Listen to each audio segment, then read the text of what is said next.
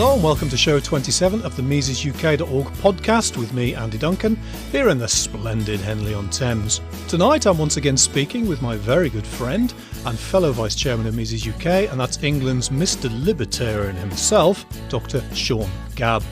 We'll be talking about his soon-to-be-published book coming out in July entitled Radical Coup, A Case for Reaction. This contains many individual and some quite lengthy essays on mass immigration, controlled borders, multiculturalism, secession, but best of all, and what we'll start with, a general plan for taking back European culture away from the tax-eating state elites. Welcome back to the show then, Dr. Sean Gabb. Well, after that intro, Andy, what more can I say? I mean, just just wrap the thing up and we can go back to bed. Yeah, and then I can get my glass of wine in. Yeah. So, how are things down there in Kent? I know you've got a nice cup of coffee down there, but how's Deal? Deal is much the same as it's always been, which I suppose is one reason why I still live here. Fantastic. And how are the pigeons? Well, they haven't been physically removed yet, but I believe that is in hand. Brilliant. Well, we can get Mr. Hoppe to come and sort that out for you. Okay, let's get to business then. So first of all, the book itself opens with a 90-page essay on the main plan, and that's probably best described by Professor Hoppe in his foreword for your book. So let me quote that for you. Most importantly for libertarians, and as I should confess, much in line with what I've tried to accomplish for quite some time in my own writings, in reaction to the diagnosed disease, Gabb proposes a detailed, equally radical cure that envisions a programmatic alignment of traditional conservatism and libertarianism. And that's with the common goal of restoring a bourgeois society as the highest achievement of Western civilization. So just to get going and going from that forward, do you agree with Professor Hoppe that a bourgeois society is the highest achievement of a commonly shared Western civilization? Well, I'm afraid, Andy, you're asking me to explain whether air is nice. It's a question.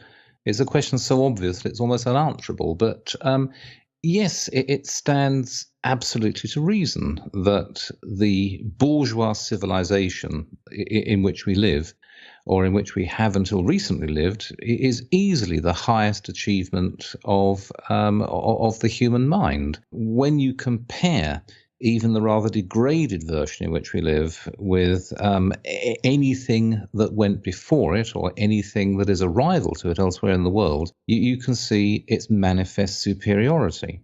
And what do you think are the features then of a bourgeois society that are so good?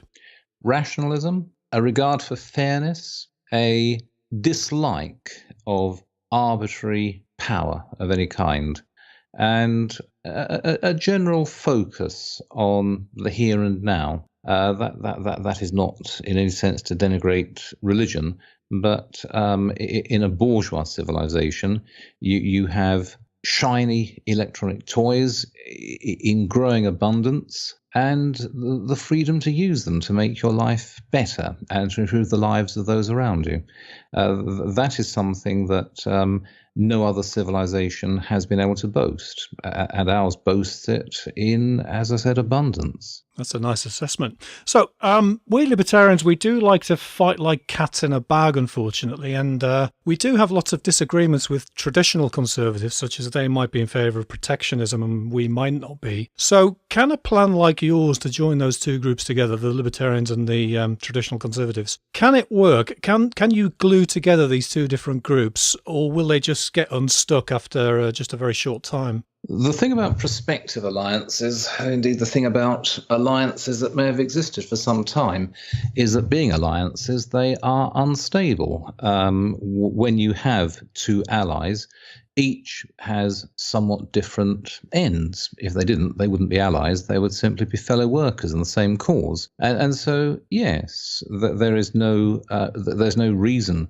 why this alliance should last a very long time. What has brought us together, I think, is the common realization that we are both slated for extinction by what may be called the enemy class. And what I think we as libertarians have to offer is a plan for destroying that enemy class. Many years ago, when I was very young, I suppose, I used to read these libertarian fantasies about what a libertarian government should do in its first 90 days. And it was all very ideological, and it was the kind of thing that very few people would ever be persuaded to vote for. What I'm suggesting is a selective but wide-scale shutting down of the state apparatus. The justification for that in libertarian terms is obvious. Less state is better state. But what I have been trying to persuade conservatives to accept is that they and we together will never take over the machinery of state, at least not the machinery of the extended state in which we live. And so shutting down organisations like English Heritage, let's say, or what's called Heritage in England, or whatever it's now being changed to, shutting down vast swathes of local government is a good thing, not simply because it frees the taxpayers or it frees the citizens from a vast and oppressive burden of government, but because it unfunds the kind of people who are the enemies of bourgeois civilization. It is not an end in itself. It is a tactic in a revolutionary transformation of society to something more desirable in conservative and libertarian terms. Now, you described there the enemy class. Now we can call them lots of different names: the cultural Marxists, the new elite, or I just prefer to call them Guardian readers. Now, they have taken over in the last sort of 50, 60, 70 years, ever since the Second World War in the 1940s. And you did identify in the book, I know that this was a brilliant identification, that although they're wide and diverse and they get paid a lot of money and they have a huge amount of resources, they do all suck from one teat. They do have this fatal Achilles heel for sustenance. And this is where you think we might be able to chop them down, or, as you say in the book, cut off the tap to the shower head. Yeah. Can you, just for our listeners, just lay out very briefly your kind of frontal attack plan for actually doing this? The idea is to... So the reason why these people are so dangerous is because they have deeply hostile intentions to the established civilization in our part of the world, and they have the means to go through with those intentions. There's no point arguing with them. For some years, with my dear but unfortunately late friend Chris Tame, for many years, we worked together in a smokers' rights organisation called Forest, and we brought out well-reasoned pamphlets and books arguing against the war on smoking. And of course, these had no effect. You may say, well, they had no effect because they weren't very good, or they were bad arguments, or they were wrong arguments. But I think they were pretty good arguments. The reason they had no effect was because we were not arguing in a debating society with people who would listen to your arguments and then say, oh, fancy that, I never thought of that. Oh, well, let's call the whole thing off. No, we were arguing with a set of interest groups whose status and income was wrapped up in believing a number of false propositions. And the way to deal with these people is not to shout louder. It's not to turn up the speed of the printing press. It is to shut them down, to put them on the dole, or to get all these people who are on 100,000 a year scrabbling around looking for work in call centres. That is how you destroy the enemy class. You don't argue with it. You don't say, don't do this, because, well, they've got to do this. It is their nature. If they don't do it, they don't justify their rather nice incomes, or indeed their pensions. And so you shut them down. You shut down their organizations, you sack the people, you may cancel their pensions, you burn the archives, and you make sure that if by any misfortune you lose power, it will take a very, very long time to set up these organizations again. That actually brings me to the biggest puzzle in the book for me, though. I felt a disconnect and I kind of got lost halfway through that long essay. So I was wondering if you could explain this to me, because you say two things and I couldn't quite find the join between them. So you say, well, we need to do this frontal attack plan like sort of Henry VIII taking out the Catholic Church from England. We need to get into power with 300 and whatever it is, 27 MPs, and then use the English constitution to just rip away all these people, just start deleting government departments and so on, and the BBC and so on. But that leads to the puzzle, because you say in the book, I think you say in the book, that there's no point as forming a new political party, something like a super UKIP or a new UKIP, because that's just a waste of time. So that then to me logically means we're left with the Conservatives. But then almost immediately after that you say, and I'm just sort of paraphrasing, you tell us the Conservatives are basically useless. And you were right about David Cameron's government being useless. You wrote most of this essay in 2007. You predicted David Cameron would be useless, and you were completely correct in that assessment. So if the Conservatives are useless and we shouldn't form a new political party, how do we get these 350 MPs to execute your plan? You're right, there is a disconnect. And I'll be honest, I think I've diagnosed pretty well what's wrong and why it's wrong. And I've suggested a means of not putting it exactly right, but of making things a great deal better. The question of how to get into power to do these radical things is something on which I must confess I am rather hazy. The only justification I can give for that haziness is that all of the attempted ways into power that I've seen, starting new political parties, taking over existing political parties, etc., have failed. They've, one after the other, they've failed, and they've failed for very obvious reasons. And so what I'm looking for, or what I'm doing, I suppose, is the intellectual equivalent of whistling up a wind. I'm hoping for a lucky set of circumstances. And these things do turn up from time to time, although I, in common with many other people, perhaps you as well, am disappointed with Donald Trump. He looked extraordinarily promising during the American presidential election. And who would have predicted that somebody would be able to run for president with the policies that he announced and win the election? It was a lucky stroke. And I suppose what I'm doing is I'm hoping and I'm waiting for a similar stroke of luck in this country. I suppose as well with you're laying out the plan for what to do should we get into a position to do it. And then maybe if some combination of Brexit working, Scotland devolving, Wales going, England just being left as a single country, there might be some lucky strokes like that. I mean, that's just my belief for a long time. Secession is just the best way forward for everything. But if we talk about getting onto another one of your essays then in the book, getting onto Margaret Thatcher, the reason why the Conservative Party is so useless at the moment, back in the 1970s when she came to power, and to this day, a lot of American libertarians still love Margaret Thatcher very much, but you don't. You don't like her at all, because even though she used to hand out Hayek's Constitution of Liberty and say she believed in that, you see her as Tony Blair or New Labour's midwife. So can you tell us, maybe in the words of George Best, the famous words of George Best, when do you think it all started going wrong for Margaret Thatcher?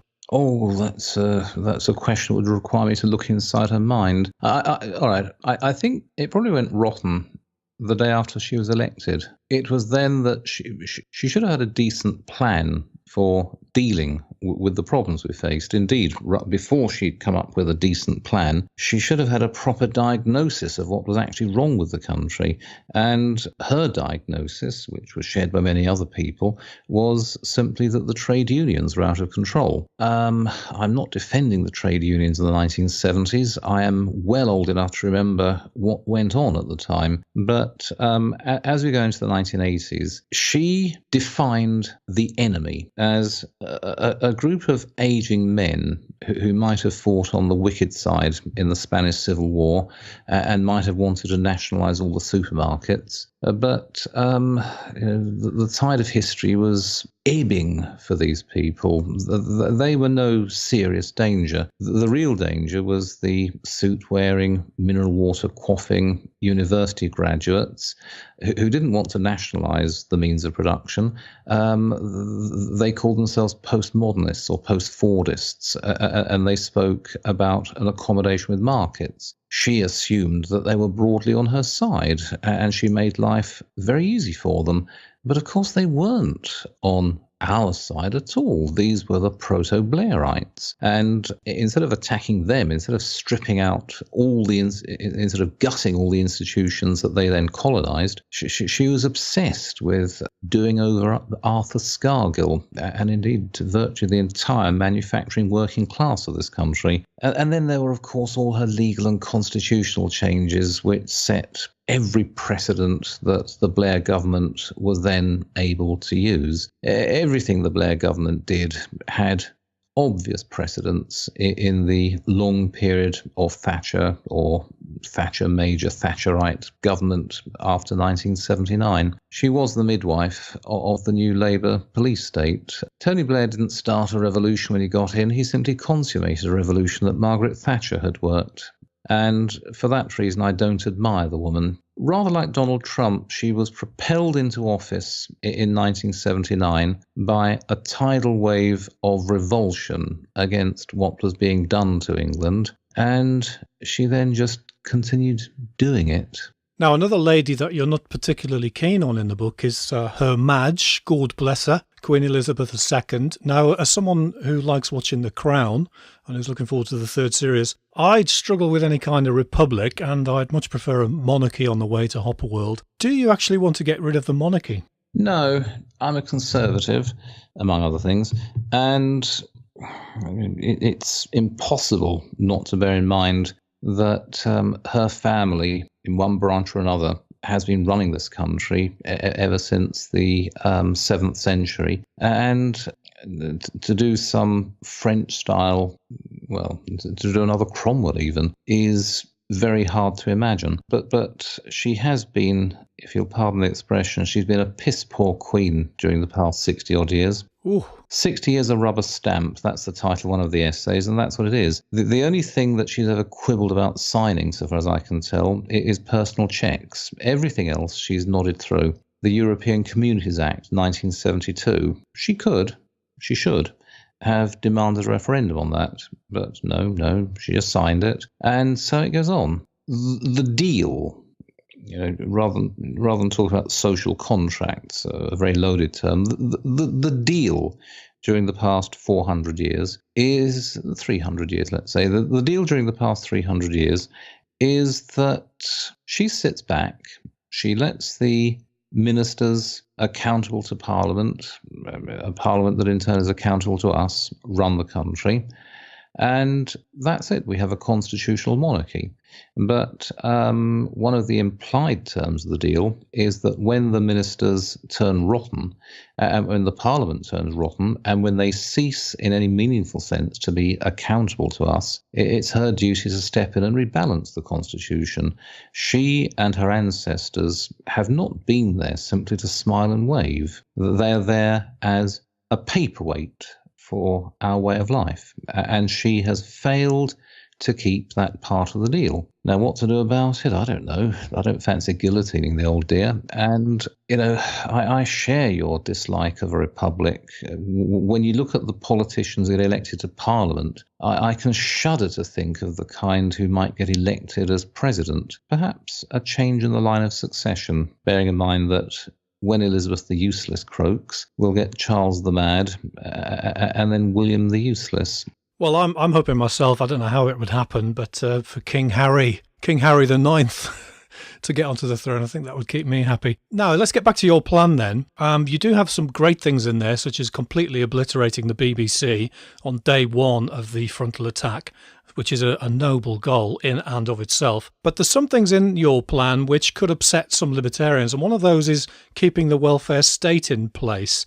Now, don't you think that's going to, again, debalance your kind of alliance if you're keeping the welfare state, and lots of libertarians don't want the welfare state?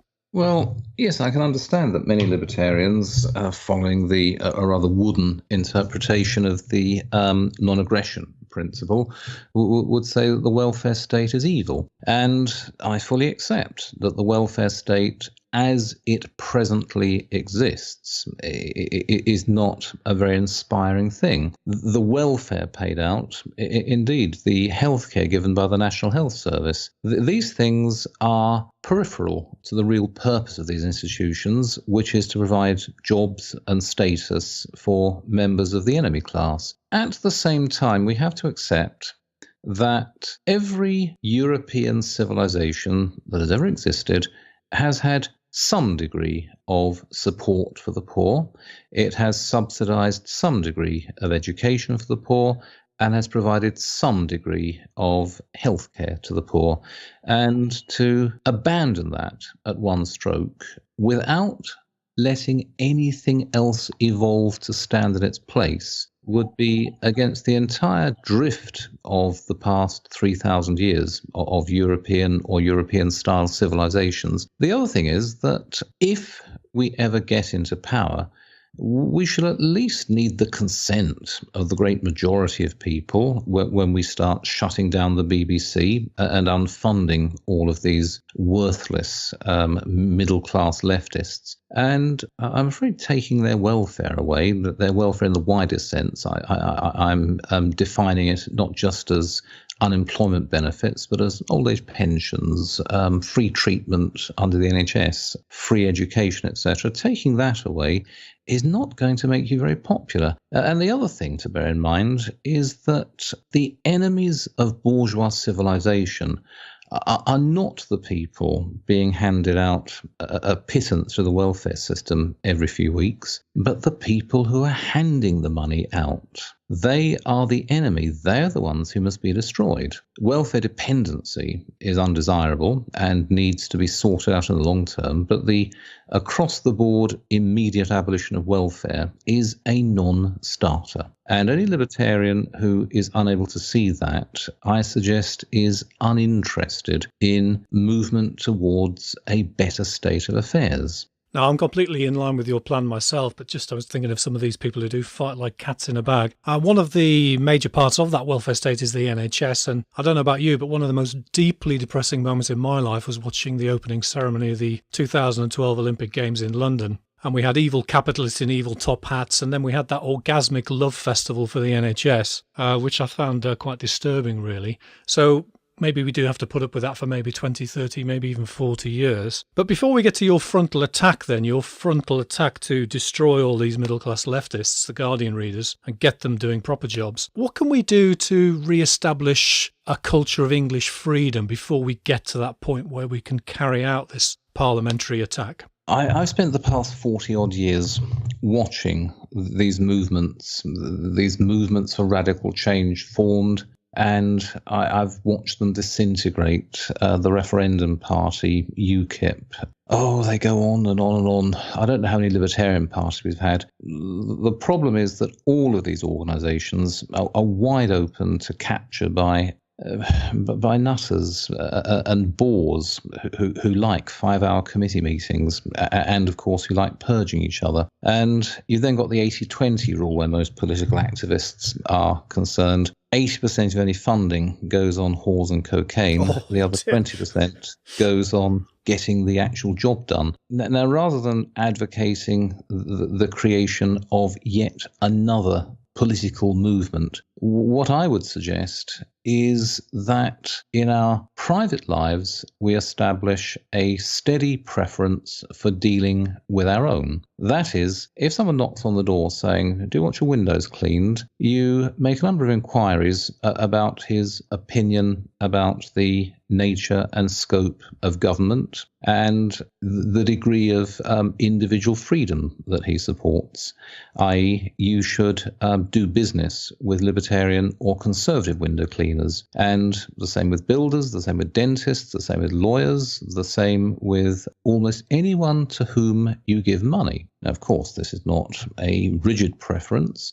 If you're unfortunate enough to have a brain tumour and the best person for cutting it out is a Guardian reader, well, you just have to grit your teeth and lie back. But where window cleaners, builders, cleaners of all kinds, where the kind of people that we give money to are concerned, we should give a steady preference to our own. We should build communities of shared value or communities of shared Englishness. Now, that will not bring about a revolution overnight, but what it will do, it will produce networks that are very difficult to break. Now, let me give you an example of this. Let me give you two examples. Anjem Chowdhury, the Islamic troublemaker, he was done over by the state a few years ago, shut away in prison, quite unjustly, said so at the time. He was shut away for expressing his opinion about the Syrian civil war, which, as far as I'm concerned, is fair comment. I may or may not agree with it, but it's his opinion. Now, when he comes out of prison, he will not have trouble finding somewhere to live. He will not have trouble getting an income that lets him pay his gas bills. The reason for that is that he is a member of a tight community. People who will gather around him and won't care that he has a less than spotless disclosure and barring service certificate. And that is the kind of network or the kinds of network that I would like us begin to form. Because at the moment, it doesn't matter what we believe. We can blow off in public about the non-aggression principle or damn the Guardian readers or whatever, but we are ultimately atomized individuals. If the government wants to pounce on us and turn our lives upside down, it can do so, and there are not many people who make a fuss about it. And worse than that, there are not many people who will stick with us. It makes us realize that if you make a stand, there may be no one behind you to back you up. Now, after a generation of giving a steady preference to our own, you will have communities in the real sense, rather like the Muslims in this country have, and that will make us inevitably stronger. It means, among other things, that vote-seeking politicians will have to pay some attention to our wishes. It sounds very much to me like something that happened in Austria in the early 19th century, I think called the Biedermeier period, where the middle classes kind of withdrew to their drawing rooms, enjoyed their Mozart and their Goethe and so on, and just kind of looked after themselves. Anyway, let's get on. Now, in the final part of the book, you do talk about Islam, immigration and multiculturalism, and I'm going to let our listeners buy the book to find out about that, because I'd like to talk about the speech you gave at the Mises UK conference here in January this year, which was a splendid event. And there you make this plea for a libertarian Toryism as a kind of a way forward. Just to finish off, it does sound a bit like paleo-libertarianism, which did die out in about 2010. So can you tell us maybe the difference between paleo-libertarianism, which kind of died out, and your idea for a libertarian Toryism? They are different names for the same general tendency. As I understand it, an American paleo-libertarian is somebody who believes in a strict interpretation of the 1787 Constitution, which means an enormous free space vacated by the authorities.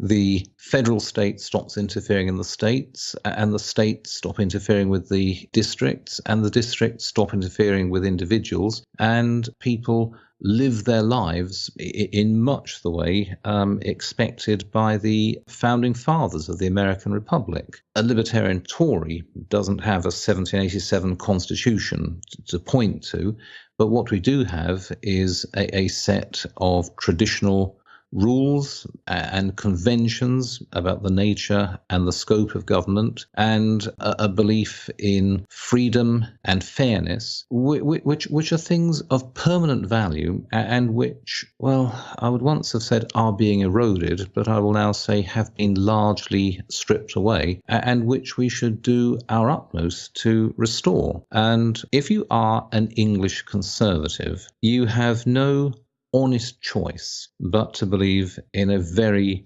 high degree of individual liberty. If at the same time you are an English libertarian, you again have no honest choice but to look to the example of the English past. Most classical liberal and indeed libertarian theory is little more than a meditation on English constitutional history. And so there, if you think in terms of a Venn diagram, libertarianism and conservatism are circles which very largely overlap. They do not completely overlap, but they do very largely overlap. I've never felt any reservation in saying I am a libertarian and I am a conservative. My late friend Chris Tame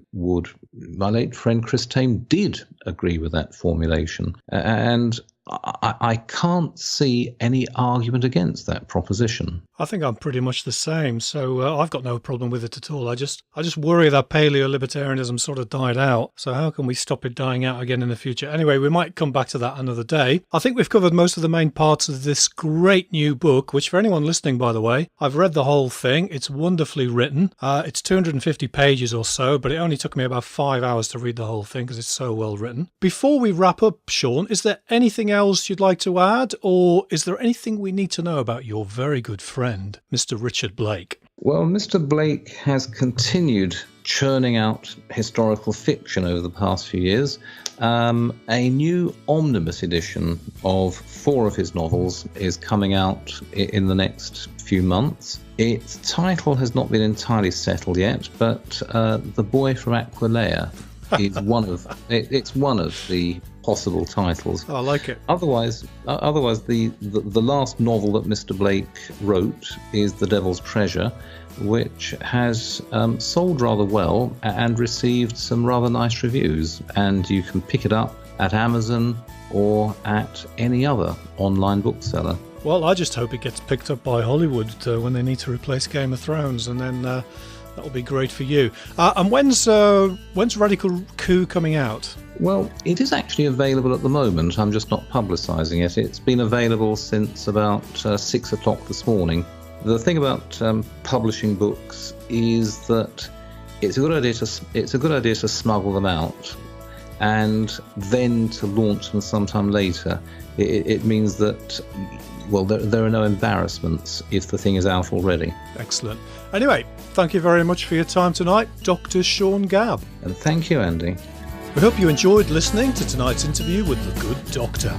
If you did, we'd love it if you spread links to it all over your favourite social media sites. Sean's book, Radical Coup, A Case for Reaction, as he said, is out now, and if you want to find out more about it, just go to www.seangabb.co.uk. In the meantime, it does take us quite a bit of cash to keep the lights on here at Mises UK, so our gallant leader, Mr. Keir Martland, would like me to ask you if you could please, pretty please, with a sweet cherry on top, visit our donate page at misesuk.org and help spread the love by sending us some of that terrible fiat paper money. We do hereby pledge that when we do come to power as a direct result of your generosity, that will institute a complete freedom in money production. This will be in line with the thoughts of Mises Rothbard Hayek and Professor Guido Hulsmann, who I'm hoping to speak to early in July. So until next time, enjoy the World Cup and the sunshine, and do remember, please look after your property and freedom responsibly.